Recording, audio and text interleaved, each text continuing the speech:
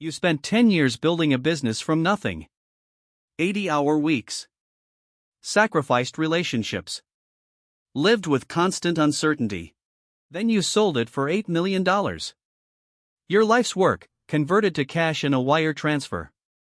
You should feel free. You should feel finished.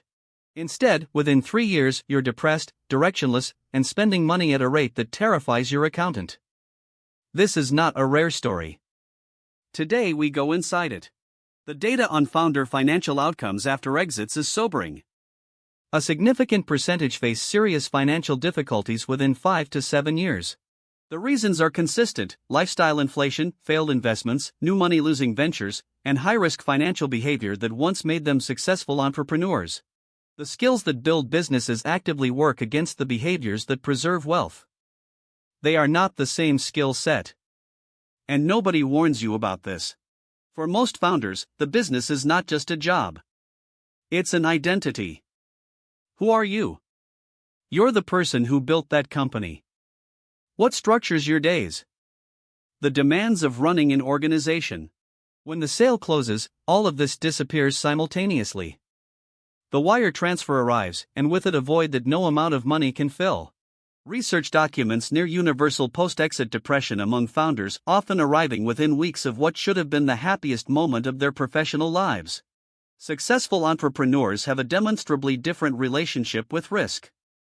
They've been rewarded, often spectacularly, for taking risks that most people wouldn't take.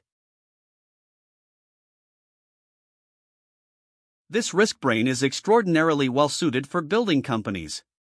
It is extraordinarily poorly suited for managing liquid wealth. The same brain that correctly bet everything on the business will assess a friend's startup as a similar opportunity. The thesis feels identical. The risk-return profile is not. Year 1, the founder celebrates, travels, buys the house. Year 2, boredom sets in. They begin angel investing, it feels familiar, purposeful, and connects them to the world they understand. Year 3, angel investments are not performing. They start a new company because building is the only thing that makes them feel like themselves again. Years 4 and 5, the new company is consuming cash. Angel investments written off. The $8 million exit is substantially depleted. The pattern isn't unique. It's predictable. Most founders lived with financial constraint during their building years, taking below-market salaries, reinvesting revenue, delaying personal gratification for the business. The exit feels like the delayed payoff. And the lifestyle upgrade that follows is often proportionate to the total amount received, not to sustainable returns from it. An $8 million exit at 4% safe withdrawal rate supports $320,000 per year. Spending the full amount as income, the capital is gone in under a decade. Founders build with purpose. The purpose might be the problem they're solving, the team they're leading, or the market they're capturing. Whatever it is, purpose is the fuel.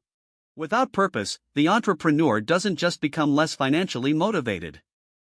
They become less everything. Research shows purposeless people make worse decisions across every domain.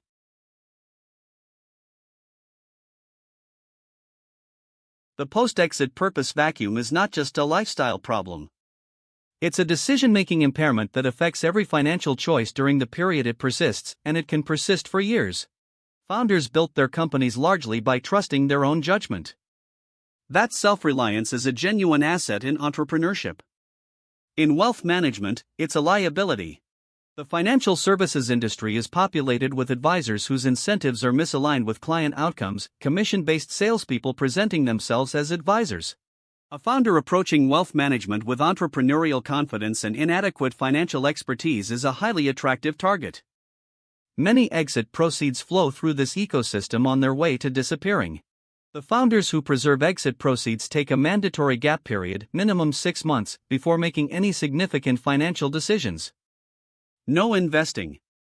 No new ventures. Nothing. They work exclusively with fee-only fiduciary advisors and invest the majority in boring diversified index funds, not the angel bets that feel more familiar.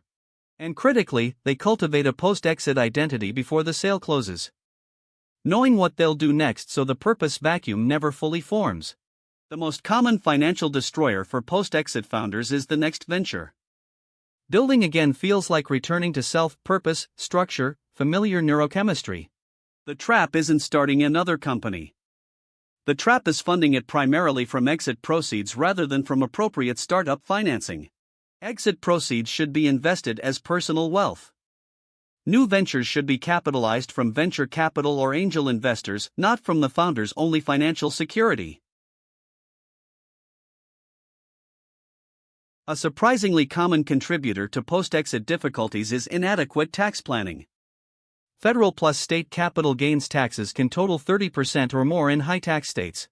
Qualified small business stock exclusions, installment sales, charitable remainder trusts, opportunity zones, these legitimate strategies require planning before the sale closes.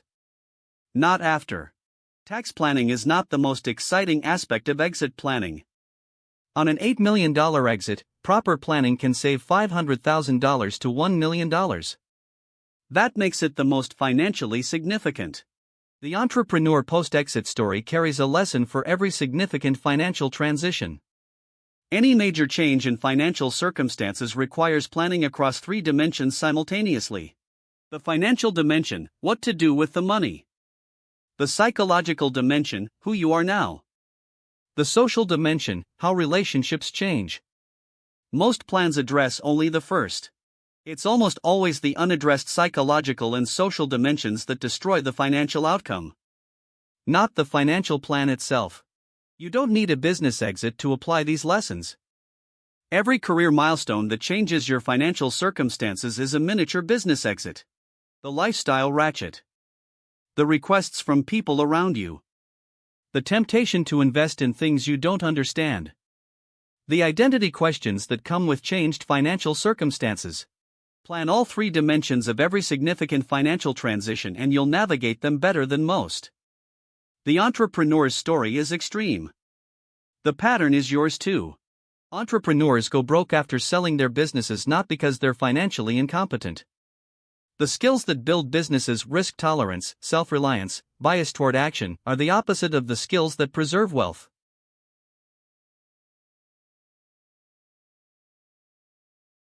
The identity collapse that follows selling something you've built into your core self impairs decision-making at exactly the moment decisions matter most. The exit is not the finish line.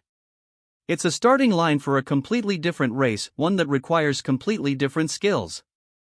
Prepare for that race before the previous one ends. Are you a founder, or do you dream of building and selling a business someday? Comment below what you'd do with your exit proceeds. If this video gave you a new perspective, hit the like button. Subscribe and ring the bell so you never miss what's next on Money of Mind. See you there.